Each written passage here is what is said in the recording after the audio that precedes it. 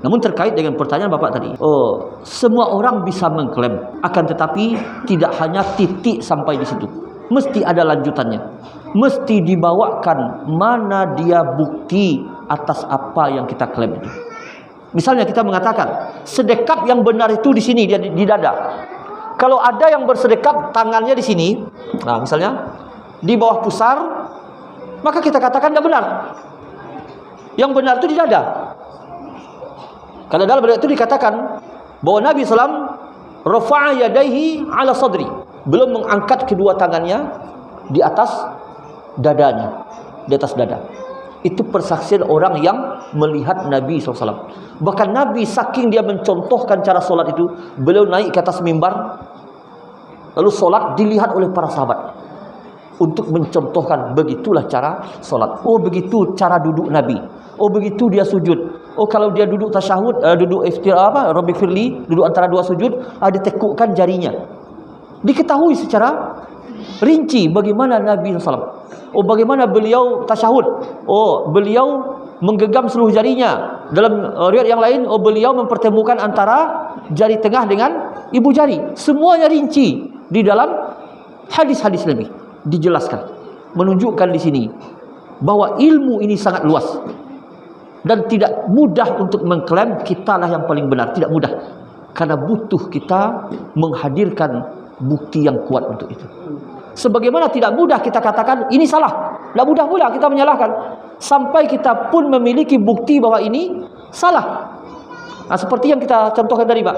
Kalau ada yang berzikir setelah solat, Ilahi ya Rabbana anta subhanallah subhanallah subhanallah wa bihamdi daiman qaiman abadan, maka kita yang bertanya, tolong bawakan kitab hadisnya, mana dia kalimat Ilahi Rabbana anta tadi, mana dia kalimat subhanallah wa bihamdi daiman qaiman abadan tadi, kalimat alhamdulillah ala kulli hali wa fi kulli hali wa ni'mah, kalimat Allah akbar kabira, nah ada dalam hadis.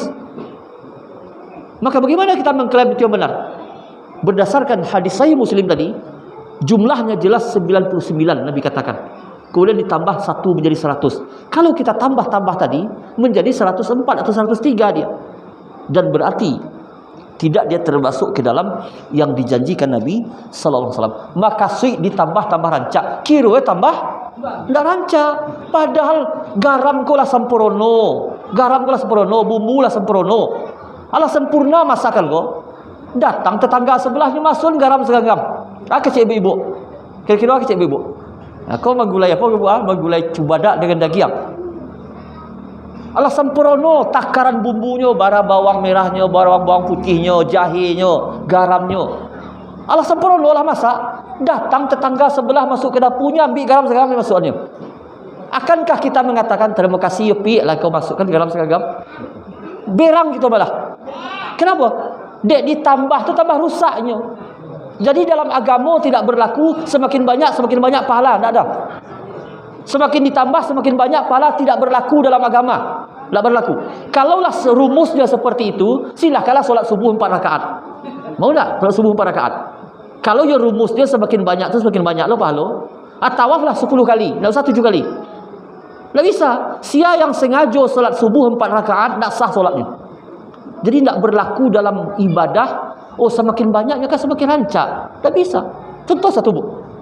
Istighfar ba'da solat itu apa bunyinya? Setelah solat apa bunyi istighfarnya? Ada yang mengatakan astaghfirullahalazim allazi la ilaha illa huwal qayyum wa atubu ilaih. Kan panjang itu. Kok rancak artinya? Kalau masalah arti-arti yang rancak Nabi tahu itu mah. Bukan Nabi tak tahu. Kenapa tak Sayyidul Istighfarnya sekaligus dah Pak? Raja istighfar dah. Tapi Nabi tidak membaca Sayyidul Istighfar ba'da solat. Nabi hanya membaca astagfirullah, astagfirullah, astagfirullah. Tidak ada pakai azim. Tidak ada pakai azim. Oh jadi tidak boleh pakai azim. Untuk ba'da solat tidak ada. Tapi di luar solat silakanlah. Di luar solat silakan mengatakan sebanyak-banyaknya astaghfirullahalazim allazi la ilaha illa huwal qayyum wa atubu ilaih. Tapi setelah solat Nabi hanya mengatakan astagfirullah, astagfirullah, astagfirullah. Kalau ada yang mengatakan kan ditambah-tambah rancak. Itu tadi jawabannya Pak. Indah itu rumus beragama loh. Kalau masalah ditambah-tambah rancak, kalau itu rumus beragama, tambahlah solat apa tu? Solat subuh 3 rakaat. Berarti agamanya apa? Mesti mengikut kepada aturan. Ajan salah beko. Kecil awak yang gulai tadi itulah lama rasanya, wak hidangkan kira campak dulu lah. Mas sama apu asin mana ni? Tak itulah. Apa kata Nabi SAW dalam hadis yang dikeluarkan oleh Imam Muslim? Man amila amalan laisa alaihi amruna fahuwa raddun. Siapa yang melakukan amalan yang kami tidak perintahkan, amalannya tertolak. Jangan menyesal nanti di akhirat. Kecil awak ialah kau dapat pahala yang banyak. Kira tertolak. Karena apa? Karena tidak diperintah. Gimana menurut Bapak Ibu? Apa kata Pak Pengurus? Datang engkau besok ya. Tolong engkau bersihkan halaman. Engkau cabut rumput. Besok sore dapat engkau gaji sekian. Datanglah orang tu besok. Apa yang dia kerjakan? Nyolak kacau, nyasapu dalam masjid. Sore dia minta gaji. Apa kata Pak Pengurus? Nak suruhkan halaman, ndak nolak kacau doh. Masa aku minta lo gaji? Begitulah. Yang Allah suruh mana? Yang Nabi katakan mana? Di akhirat jadi buati kalau dah dapat pahala.